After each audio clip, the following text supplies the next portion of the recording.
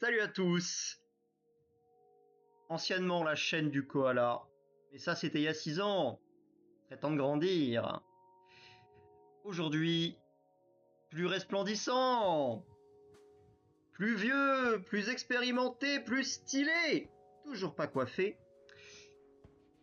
Salut à tous. Dorénavant, je serai Gizat, le dinosaure stylé. Parce que c'est mon commandant préféré. Et parce que, voilà. Je suis une autre personne.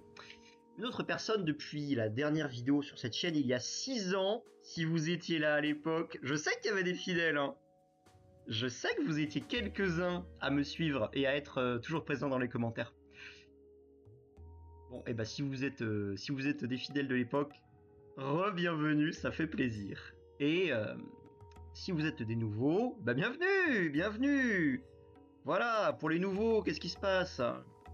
La chaîne du koala, c'était une chaîne dédiée un peu à Magic. Alors on faisait entre 2017 et 2019, on faisait des records de parties, C'était avant le confinement, donc il y avait même pas le remote duel que Yogi a démocratisé d'ailleurs, n'était même pas encore vraiment démocratisé. C'était une autre époque. Voilà. Pourquoi est-ce que je reviens? Bah écoutez, voilà, j'ai grandi, j'ai passé pas mal de temps sans jouer, toujours conservé mes decks, toujours suivi un petit peu le jeu, mais j'ai beaucoup moins joué. Et là, depuis un an, j'ai déménagé dans un autre pays. Et depuis un petit mois, je rejoue. Voilà, je rejoue. J'ai retrouvé une vie un peu stable, une bande de potes. Et on joue aux cartes. Et ça fait plaisir. Il y a, vous savez, cette petite flamme qui est repartie. Bon, c'est comme à l'époque, hein, les intros c'est catastrophique, je parle trop. Question de timing. Aujourd'hui, j'ai juste envie de vous parler de cartes, d'analyse un petit peu de ces nouvelles cartes, du jeu, de trucs auxquels j'ai pensé en voyant ces cartes. Nous sommes 3 semaines après la sortie de Aether Drift. Sacrée extension de merde. Il n'y a, je crois, aucune bonne carte. Non, c'est pas vrai, il y a 5 terrains. Il y a les 5 landes. Les 5 verges. Les verges. Verges. Non. En tout cas, l'envie de reparler de cartes, est revenue, donc on va parler de cartes. Oula! J'ai eu un gros pop-up, un gros bruit parce que j'ai changé mon son. J'espère que vous l'aurez pas chez vous. Un indice, chez vous. Bon alors, qu'est-ce qu'on va faire? Ouais, voilà, question de timing, aujourd'hui on va parler des cartes Spider-Man. Mais voilà, nul doute qu'on va parler des cartes Final Fantasy, on va parler un petit peu... Alors, le sujet des crossovers, on en parlera une autre fois. On en parlera une autre fois, voilà. Question de l'identité du jeu, machin, bon... Aujourd'hui, j'ai juste envie de faire de l'analyse de cartes et de parler de stratégie un peu. Alors, il y a ces 6 cartes-là qui ont été annoncées, donc c'est peut-être les cartes commandeurs. Je vois qu'il y a 1, 2, 3, 4 créatures légendaires. 2 cartes en plus qui vont chacune dans un des 2 decks, là. Je sais pas si ce sera les commandants des précos, peut-être, je ne sais pas. Je ne sais pas du tout, mais j'ai découvert autre chose en allant sur le site de Wizard avant de partir, là. Hop là, le découpage. Ah, je vous le affiche bien, regardez, on est professionnels. Regardez, il y a même mon Facebook là-haut. Bon, qu'est-ce que j'ai vu? J'ai vu qu'il allait en fait y avoir tout un tas de produits. Hein. C'est pas juste des decks commandeurs, une extension rigolote, un secret lair. Non, il y a un set. Il y a des boîtes de boosters. Ça, c'est un truc qui n'existait pas il y a 6 ans non plus. Il y a 1000 boosters. Bon. Bref. On va pas parler de ça non plus, c'est juste pour faire la distinction entre juste une petite extension commandeur et un set complet. Visiblement, il s'agit d'un set complet. Et écoutez, on va tout de suite aller sur Facebook, hein, sur les collègues de Magic C'est Chic, qui étaient là à l'époque. D'ailleurs, je crois qu'ils n'étaient pas encore là quand j'avais commencé à faire des vidéos. Magic C'est Chic, écoutez, merci d'avoir posté ça. Je sais pas si je peux m'en servir, mais bon, je vais le faire. Hein. Voilà, on va le faire comme ça on a la bonne... voilà, je vous fais une petite pub. Et on a la bonne... on a la bonne taille. Attendez, il y a un trait blanc là. Il y a un trait blanc. On va faire mieux. Voilà, c'est plus propre. Bon. On va commencer par... j'ai pas envie de commencer par celle-là parce que c'est pas mes couleurs. Pourquoi pas? Pourquoi pas Sensational Spider-Man? 3-3 pour 3. Je l'ai pas lu celle-là, hein, je la découvre avec vous. Hein. Il y en a deux que j'ai lu où j'ai eu des petites idées, mais le reste on découvre ensemble. 3-3 pour 3. Alors vous savez que je suis un joueur de commandeur, hein, donc ces cartes-là, les créatures légendaires, là m'intéressent plus que le reste. Le 3-3 pour 3, il est héros. Alors oui, tiens, petite précision, il y a les héros et il y a les vilains, et ça fait deux nouveaux types pour les changelings, pour les changelings. On verra si ça a une utilité ou pas hein, dans le jeu. Alors, à chaque fois que Spider-Man attaque, tu peux engager une créature défenseuse. Créature défenseur, ouais. Non, pardon. Une créature que le joueur défenseur cible. Une créature ciblée. Le joueur défenseur contrôle. Et tu mets un compteur étourdissement, c'est ça? Un stun counter. Ensuite, tu peux retirer jusqu'à 3 stun counters de n'importe quel permanent. Et ce ne sont pas des permanents ciblés. Ok. Et tu vas piocher des cartes égales au nombre de compteurs retirés de cette manière. Bon. Ouais, blanc-noir. Blanc-bleu. On a en 3-3 pour 3. Il n'y a pas d'effet, hein. Ça fait piocher, mais faut avoir mis des compteurs. Ça, c'est le genre de deck qui casse les couilles. Hein. C'est le genre de deck où vous ne faites pas d'amis. Hein. Ouais, tu mets des stun counters, tu mets toutes les cartes qui font des stun counters. Peut-être y en avoir des nouvelles, certainement. Et tu... Ouais. Bon, écoutez... Ce que je vois, c'est que c'est une 3-3 pour 3. Sans effet. Qui ne fait rien quand elle arrive. Elle a pas Select, alors que son effet trigger quand elle attaque. En revanche, tu peux... Ah non, putain, tu peux même pas retirer les compteurs pour piocher des cartes. Lorsqu'il arrive, il faut obligatoirement qu'il attaque pour ça. Bon bah c'est pas bien, hein. C'est pas bien. Qu'est-ce qu'on en pense de ça là? C'est nul, hein. Voilà, bon, si vous avez beaucoup de stun counter, si vous êtes un bandeur de contrôle blanc-bleu, écoutez, amusez-vous bien. Mais je pense qu'il y a beaucoup de... Ouais, dès qu'à thème, le truc ne fait rien quand il arrive. Ouais, allez. Allez, pour l'instant c'est poubelle, on en reparlera peut-être plus tard. On va parler de cette carte-là juste après. Mais cette carte-là, j'ai un truc à vous dire dessus, parce que je l'ai lu. Green Goblin Nemesis. 3-3 pour 4. C'est un gobelin vilain. C'est un gobelin. On peut le retenir. Il vole. Ce qui en fait une meilleure carte que celle qu'on vient de voir. À chaque fois que tu discardes une carte non terrain, tu peux mettre un +1/+1 sur un gobelin que tu contrôles. Ok. Pourquoi pas jouer ça en mono rouge gobelin avec des Wheel of Fortune? Je ne sais pas. À chaque fois que tu discardes une carte de land, tu crées un jeton engagé. Un jeton trésor engagé.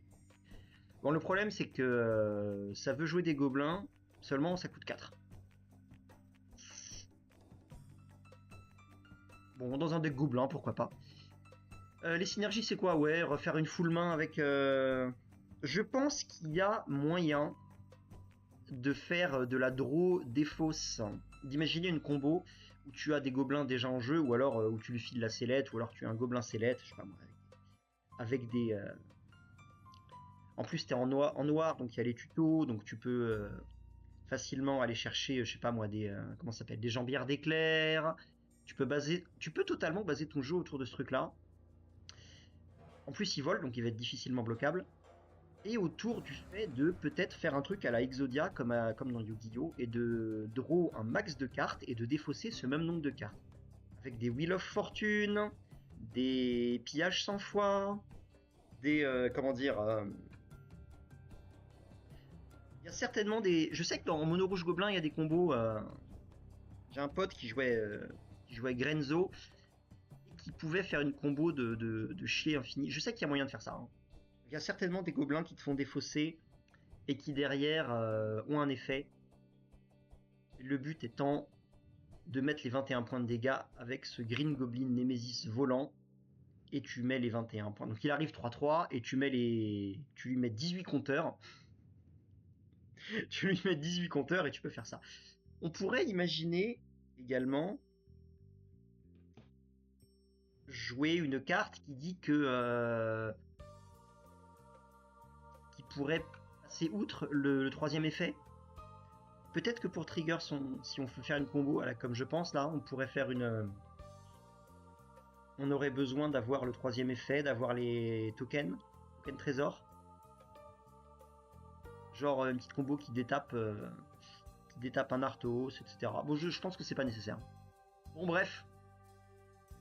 Il y a moyen de faire une stratégie autour de lui et autour de son effet.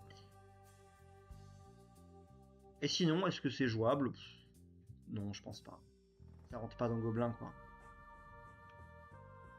Gobelin, c'est déjà vrai. Il y a déjà vraiment des decks très forts. Allez hop. Parlons des Pumpkin Bombs. Pumpkin Bombs. Oui, tiens, autre vision de joueur commandeur, là, mais il y a vraiment des trop bons commandants dans ces couleurs-là.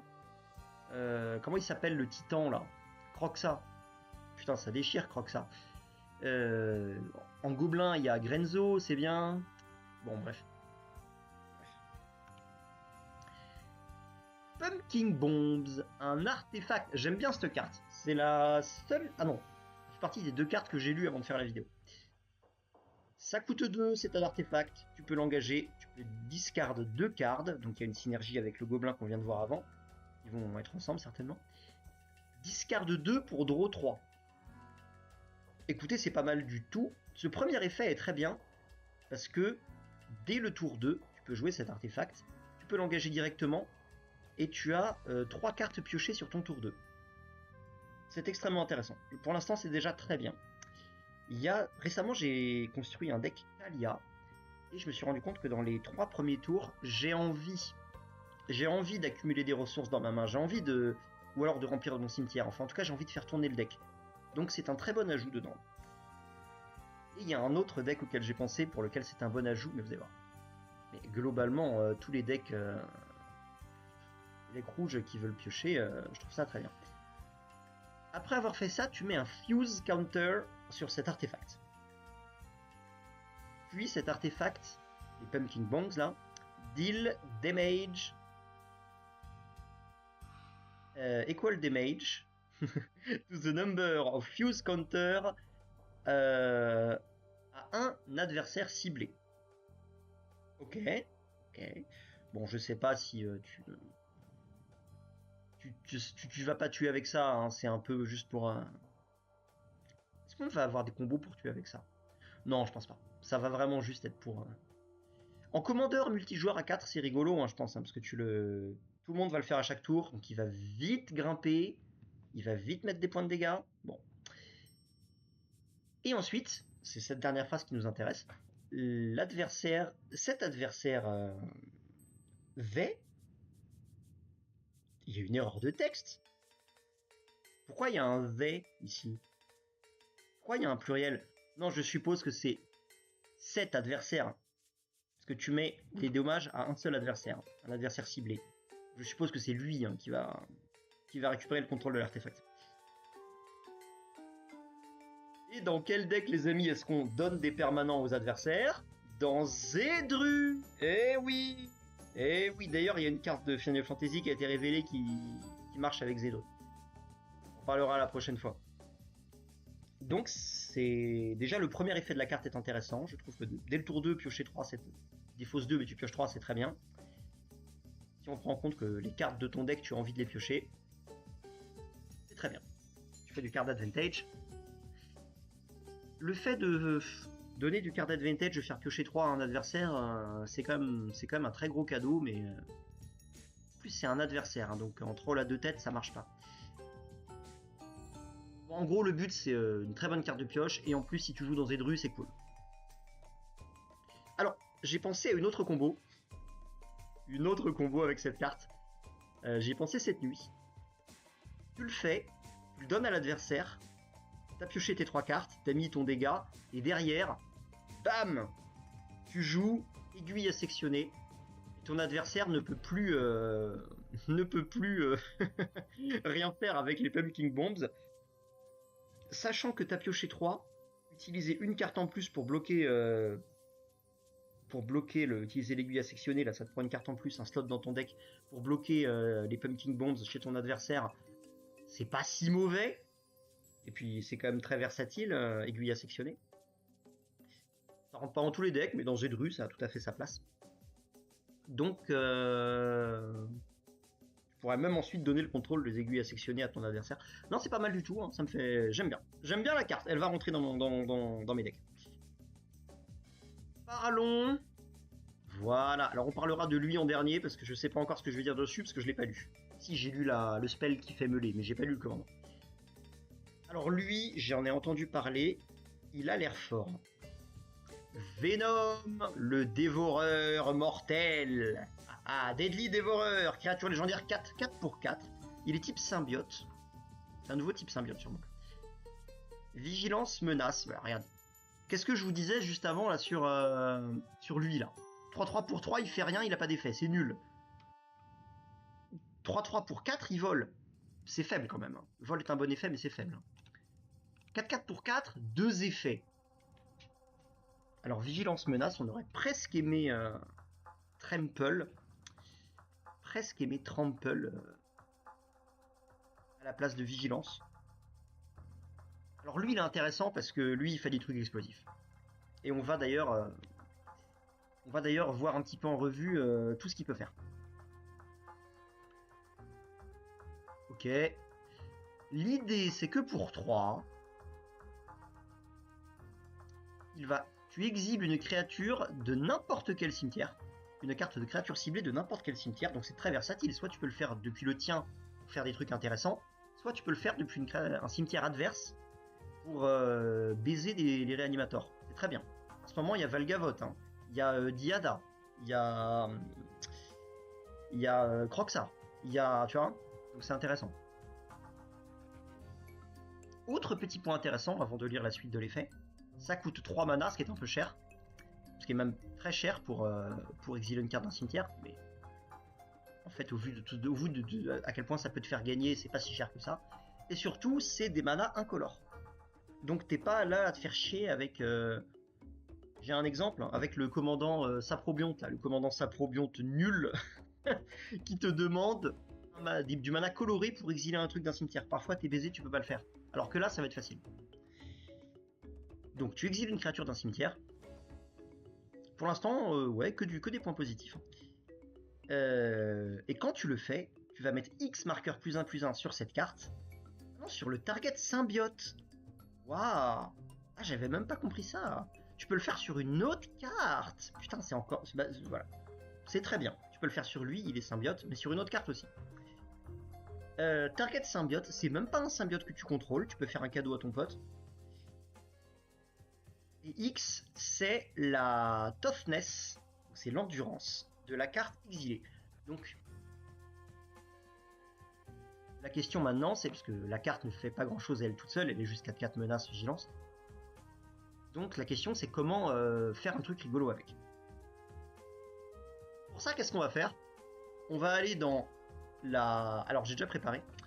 On va aller dans la section recherche du site de Magic Corporation. Qui a toujours été très bien pour ça, hein, d'ailleurs. Est-ce que c'est clair? Ouais, oui, c'est clair, c'est clair. On voit bien. Attendez, je peux peut-être faire ça pour que ce soit mieux. Voilà. Bon, on va voir, on va voir. Je crois que je vais me décaler, comme ça on verra les cartes affichées. Ah, elle s'affiche là, ok, c'est parfait.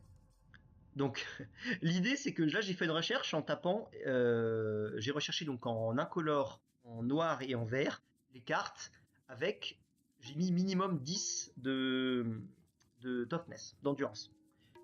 Ombre de la mort, c'est une très bonne target. Ça coûte 1. Si vous la jouez, vous pouvez la jouer tour 1, vous vous en foutez. C'est joué en... Je sais pas si c'est joué en moderne encore, mais je sais qu'à l'époque ça l'était. L'idée c'est qu'ici, elle est très stress pour 1. Mais tu t'en bats les couilles en fait parce que... Et donc en fait elle va se tuer toute seule à moins que tu aies moins de 13 points de vie en gros. Mais ici tu t'en fiches. Tu la joues, elle va se tuer toute seule avec son effet parce que elle gagne moins X, X étant votre total de points de vie. Donc si tu la joues à 13 points de vie ou plus, elle arrive, elle est 0-0. Donc elle meurt tout de suite. Mais ça te va parce que tu veux la mettre dans ton cimetière. Donc en fait, tu peux la jouer quand tu comme même tour 1, hein, tu la joues, hop, tu remplis ton cimetière avec une 13-13. Et plus tard dans la partie, 13 plus 4, 17. 17 patates. Pas mal. Est-ce que c'est jusqu'à la fin du tour, lui, là? Ah non, c'est des compteurs. Mais c'est encore mieux, c'est encore mieux. Son seul défaut, finalement, c'est qu'elle va représenter une menace très vite. Donc il faut la protéger. On met en vert, donc on peut jouer tous les petits instants à un vert qui protège. Ce qui est très bien. Qui file la défense talismanique, là, qui sont joués dans les mono verts aggro.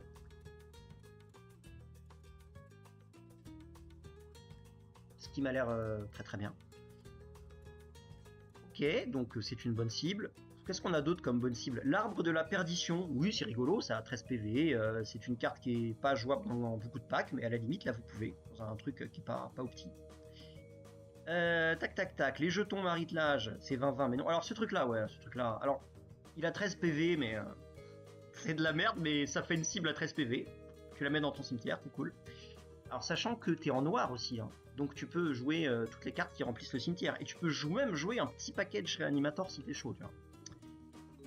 Alors qu'est-ce qu'on a? Nanana, ça je sais pas ce que c'est. 10-10, on va lire des cartes qu'on connaît pas, c'est rigolo. Ouais, c'est de la merde, mais t'as un truc... Non, ça c'est vraiment nul à chier. La 13-13 de Légion, qui est injouable. C'est nul. Ça compte pas. Arbre de la rédemption, bah pourquoi pas, hein. Pourquoi pas. Envie qu'elle meurt, donc... Ah, 15-15, Guivre, Monde et Chine. Donc on est en vert, donc on peut très bien avoir de la pioche, hein. On a également accès au tutor de créatures, sur notamment Worldly Tutor. Donc c'est intéressant. Quand elle meurt, tu as fait des jetons. Bon, elle est très forte. Le problème, c'est qu'elle coûte 11. Et on n'est pas sur un deck qui veut tricher sur des coups de mana, à moins de faire du réanimator, mais qui veut plutôt remplir le cimetière. Donc pourquoi pas, Ça, je sais pas ce que c'est, on s'en bat les couilles. Galta. Galta a l'air très très bonne dans le deck. Et puis ensuite, bon, qu'est-ce qu'on a envie de faire? Bah, on a envie d'aller chercher tous les... Tu vois, ça coûte 16, tu l'amènes... Ça a 16, pardon. Ça coûte 10. Je la jouais à l'époque en standard. 2019, bon, tu la mets dans le cimetière, t'as plus 16 plus 16. 16 plus 4, ça fait 20. Tu as facilement... Facilement. Tu peux avoir sans trop de difficulté les 21 dégâts, hein, pour tuer avec les dégâts de commandeur. Tac, tac, tac. Bon, la question c'est, est-ce qu'il y a des cartes qui ont 17? Dévastateur du Zénith, ouais, ok. Est-ce qu'il y a des cartes qui ont 17 d'endurance? Parce que 17 plus 4, ça fait 21. Je pense pas. Ouais, bon, il y a tous les gros trucs, hein. Tu peux jouer les Eldrazi aussi. Les gros Eldrazi, là, qu'on v'là les points début. Alors, je sais qu'il y a une carte qui a 17 d'endurance. C'est Zendika Rising, c'est Charix, le crabe, là. Le crabe Léviathan. Seulement, il est bleu, donc c'est pas dans les couleurs. Sinon, vous auriez eu les 21 dégâts. Vous allez voir que j'ai pensé à un petit truc après, une petite subtilité pour toucher les 21 dégâts. Et tuer des joueurs très facilement. Sachant qu'il trample, donc c'est cool. Je suis en train de guetter, hein, ça c'est sûrement Emrakul, ouais, voilà, bon, les 15-15, super. Bon, en gros, pas mal de bonnes cibles. Il y a une 4ème page. Je ne vois rien qui a 15 de... Enfin... Bref, beaucoup de bonnes cartes à remplir dans le cimetière.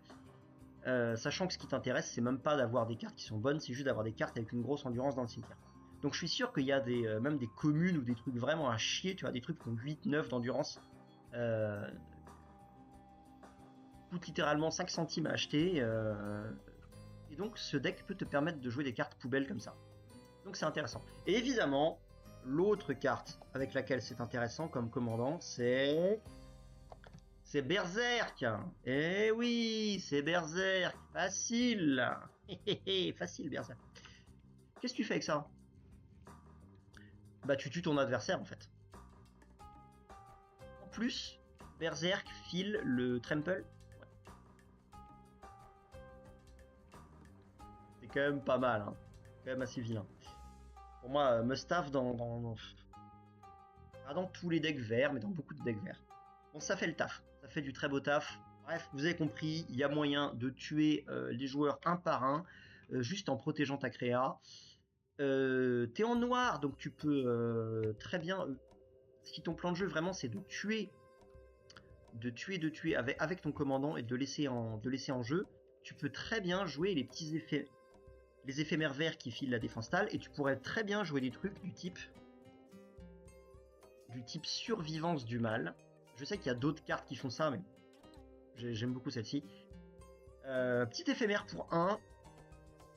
Ta créature va mourir ce tour-ci, genre sur une vrasse, tu vois, quelque chose dont le hexproof ne protégerait pas. Et ben en fait, hop, elle meurt et elle revient avec un marqueur +1/+1 déjà. Du coup, elle est déjà 5/5 et du coup, tu peux tuer environ la. T'as pas besoin d'une. Tu peux tuer environ la Givre 16/16 de ton deck, t'as les 21 dégâts. Petit détail intéressant. Donc tous les petits éphémères comme ça pour un noir qui vont filer. Alors aujourd'hui, il n'y a plus tellement ça, mais il y en a pas mal qui filent l'indestructible par exemple. Donc c'est cool. C'est cool. Bonne synergie. Le deck est très intéressant à construire, je pense. Ah non, il ne trample pas de base. Ouais, bon. Il ne trample pas de base. Et du coup, eh bien, je pense à des cartes intéressantes comme Titanote Rex. Voilà. Parfaitement. Ça, typiquement, c'est parfait dans le deck. Ça coûte 9. C'est 11-11 piétinement, mais on s'en fiche. Et l'idée, c'est quoi? C'est que, parce que tu peux le recycler. Parfait, tu le recycles pour 2, tu le mets dans ton cimetière pour 2. Tu auras déjà une cible à mettre 11 marqueurs sur ton commandant, en l'exilant. Et surtout, quand tu l'exiles, tu mets un marqueur piétinement sur une créature. Donc c'est intéressant. Tu peux évidemment jouer Rancœur. Allez, je vous le mets si vous ne connaissez pas. Voilà. Qu'est-ce que c'est que cette baise? Mets-moi Rancœur. Voilà, Rancœur. Bref. Rancœur qui a eu beaucoup de rééditions depuis. Ça, par contre, must-have dans tous les decks verts. Encore au-dessus de Berserk hein, pour moi. +2/+0 trample. Et quand ça meurt, c'est même pas juste quand la créature enchantée meurt, tu la remets dans ta main. Non, c'est quand Rancœur est mise dans un cimetière, tu la remets dans ta main d'office. C'est trop bien. Donc deuxième truc, donc voilà, évidemment tu rentres ça dans le pack. Et je pense à une autre carte, c'est le... Putain... c'est le dinosaure... Alors attends. Dinosaure... Je vais vous le montrer parce c'est une carte récente. C'est une... Dinosaure Cycling. Je vais le mettre en français. Recyclage. En vert. Rechercher. On va la voir. Non, c'est pas lui. C'est lui. C'est le 8-8 de Aether Drift. Ouais, lui, voilà. Il fait le même effet. Quand tu le recycles, tu files un piétinement indestructible jusqu'à la fin du tour. Et en plus, tu mets des marqueurs sur une créature. Donc, ça m'a l'air d'être une très bonne carte pour le deck. Ouais, le deck me sauce un peu, hein, j'avoue. J'ai un peu envie de le construire, celui-là. Bon, bref. Il existe, on est en VR, t'as plein de moyens d'avoir le piétinement. Bien. On a combien de minutes de vidéo, là? Putain, 30 déjà. Ah ouais, mais écoutez, on analyse les cartes. Qu'est-ce que vous voulez? Je prendrai le temps de ne pas prendre de temps une prochaine fois. Voilà. Il en reste que 2 et les deux font partie du même deck. Il est 8-8 pour 8, c'est le Docteur Octopus, le Evil Inventeur. 8-8 pour 8, dans des couleurs qui ne rampent pas. Si, il y a Messe Noire. En même temps, c'est des couleurs qui contrôlent, donc je suppose que tu as le temps. Au début du combat de ton tour, la créature... l'artefact non créature ciblée que tu contrôles devient un 8-8 robot vilain artefact et c'est une créature. Alors je disais que ça rentre pas, mais du coup tu as envie de jouer tous les cailloux, même potentiellement les plus mauvais, histoire de les transformer plus tard. Et je viens de penser à quelque chose, parce que du coup la carte me fait penser à du deck building. Tu peux jouer des cartes type lingot de sombracier, qui est un mauvais caillou, puisque ça coûte 3, mais qui est indestructible. Et hop, ça te fait un 8-8 indestructible. Tu peux jouer des cartes comme Relique du Fort Céleste. Relique du Fort Céleste, c'est ça? Ouais, c'est ça. Pareil, c'est un caillou à 3 qui est indestructible. Et lui, je pense que c'est une des meilleures cartes à jouer dans le deck parce que tu peux le kicker. Et si tu le kicks, tu fais des copies. Tu fais 2 copies. Donc ça te fait potentiellement déjà 3 8-8 indestructibles sur les tours qui arrivent. Alors,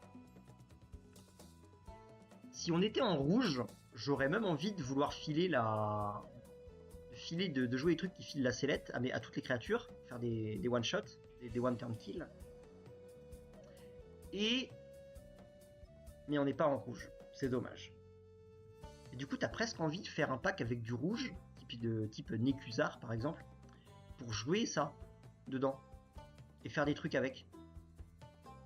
Pas mal, hein? Des packs où tu jouerais d'Areti, du package artefact comme ça. C'est intéressant. Bon bah écoutez, c'est cool, hein. C'est très cool, hein, très très cool. Tu peux jouer, je pense qu'il y a beaucoup d'artefacts. Alors je suis pas un gros joueur d'artefacts, je connais bien les cailloux à mana, mais je connais pas bien vraiment un milliard d'artefacts. Donc je sais qu'il y en a un autre qui est joué là, un artefact Silas, commandant qui fait des artefacts. Seeker Adept, ouais c'est lui là. À chaque fois qu'il inflige des blessures à un joueur, tu peux chercher un artefact dans un cimetière. Et tu peux lancer la carte ce tour-ci. Oui, c'est intéressant, c'est intéressant. C'est en gros, je sais que ça. Je vais oublier la carte, mais je sais que ça synergise artefacts dans ces couleurs-là. Bon bref, tu as vraiment tous les trucs que tu peux faire. Tu peux évidemment jouer Citadelle de son brassier. Voilà, un artefact indestructible. L'artefact, il faut juste qu'il soit non créature. Hein. Ouais, c'est ça. Donc tu peux vraiment jouer toutes les cartes de son brassier qui sont indestructibles. Bref, c'est cool. Je suppose qu'il y a plein de choses à faire que je ne connais pas. Bon, en gros, c'est marrant. C'est marrant.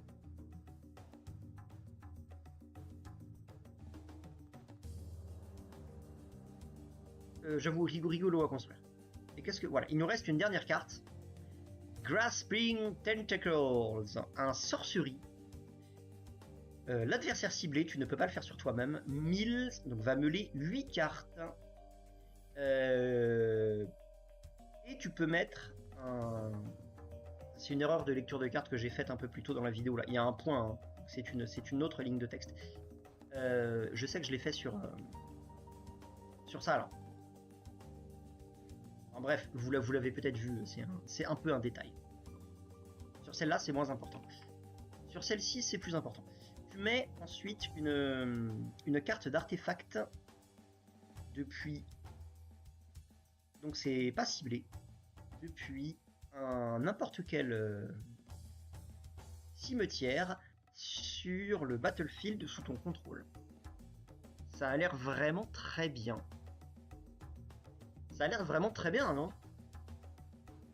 Si t'es en commandeur et que t'as le temps, t'as juste à cibler un mec dont tu sais qu'il joue des cailloux de rampe et tu vas pouvoir lui voler un caillou. C'est toujours très cool. C'est le genre de truc dont t'as besoin avec le commandant là. Dans l'idée où tu te joues avec ça, hein. Mais je pense que c'est vraiment pas nécessaire de jouer les deux ensemble. Je joue parce que c'est rigolo, mais ouais, vrai non, tu le joues pas quoi. Alors, cette carte, je l'avais lue avant aussi. Et à quoi est-ce que j'ai pensé? Bon, je trouve ça en multi, ça a l'air évidemment plus fort en multijoueur qu'en... Hein, j'ai pensé, il y a 2 ans et demi, parmi les derniers tournois que j'ai fait, on avait fait un tournoi Oathbreaker. Oathbreaker, si vous ne savez pas ce que c'est comme du Commander, ce que vous avez 60 cartes. Effectivement, meulé en 60 cartes, c'est plus fort que meulé en 100 cartes. Et donc ton commandant, c'est pas une créature légendaire, mais c'est un Planewalker. Et en plus, tu as accès à même un rituel ou un éphémère en command zone aussi que tu peux jouer lorsque tu contrôles ton Planewalker légendaire. Donc tu pourrais très bien avoir ça. Et effectivement, ça faisait peur. Hein. Si vous jouez Oathbreaker meule, particulier, mais ça marche bien. Parce que Oathbreaker meule, ça fait peur. Hein. Alors si vous jouez Phénax, c'est pas mal du tout aussi. Enfin, si vous jouez meule, tout simplement. Je pense que c'est une mauvaise carte de meule. Mais si tu joues meule, c'est intéressant d'avoir des cartes de meule, donc t'es content de l'avoir. Est-ce qu'il y a des trucs sympas à faire? Bah évidemment, il y a des artefacts qui sont très intéressants à récupérer, tu vois. Et en noir, c'est tour 3, tu as potentiellement déjà, toi, mis des bons artefacts dans ton cimetière, avec le sort là de Tézéret, le sort à 3 qui dit que tu pioches 2, bah, tu pioches 3, après tu défausses 2, mais en fait tu peux défausser un seul si tu défausses un artefact. En noir, tu peux jouer Buried Alive, encore une fois. J'en ai déjà parlé, donc je vais vous la montrer. Buried Alive. Carte que j'ai découvert il y a 2 ans. Je sais, il n'y a qu'un solaire. Voilà. Hop. Ah, tu peux jouer des cartes comme ça. Hop, pour 3, tu mets 3 créatures dans ton cimetière. Bon, je sais que là, c'est des créatures en l'occurrence. Et que lui, il le fait avec des non-créatures. Mais là, c'est dans l'optique où on joue juste ça. Hein, tu vois, on débute partie pour faire des trucs un peu cons. Bon, bah, tu peux ramener des artefacts. Typiquement, tu remplis ton cimetière avec des gigas artefacts, des titans tréniformes, des machines Give étreintes, pourquoi pas. J'adore la machine Give étreinte. Génial, absolument génial. Hop, tu ramènes ça sur ton champ de bataille, tour 2, enfin tour 3. Absolument génial, absolument démentiel. Dites-moi, hein, évidemment, si vous avez d'autres idées. Je suis pas un gros joueur d'artefacts, donc il y a certainement plein de choses auxquelles je ne pense pas. Donc, non, écoutez, voilà, ça fait plaisir. On a revu beaucoup trop long. 37 minutes pour voir 7 cartes. C'est catastrophique. En plus, il n'y aura pas de montage. Parce que je sais pas comment faire. Parce que je m'en branle aussi. Je ferai une miniature, c'est tout. Bon, écoutez, si vous avez d'autres suggestions sur ces nouvelles cartes, qui finalement, vous voyez, j'étais un peu, oh putain, un crossover à chier encore. Finalement, il y a des choses à dire et il y a des cartes intéressantes, vous voyez. Donc, comme quoi, je suis en train d'apprécier le jeu en ce moment, c'est cool. Si vous avez des suggestions auxquelles je n'ai pas pensé, ou des corrections à faire, ça se trouve, j'ai dit de la merde, laissez-le moi savoir. Please let me know. Et ouais. Dites-le moi, s'il vous plaît. Et puis, hâte de parler de tout ça avec vous. Hâte de voir s'il y a encore des vieux de la vieille qui sont là. Et allez, ciao, bye. Je pense qu'on fera une petite vidéo Final Fantasy dans pas longtemps, là. Où on va parler des spoilers de Dragons of Tarkir. C'était Gizat, le plus stylé des dinosaures.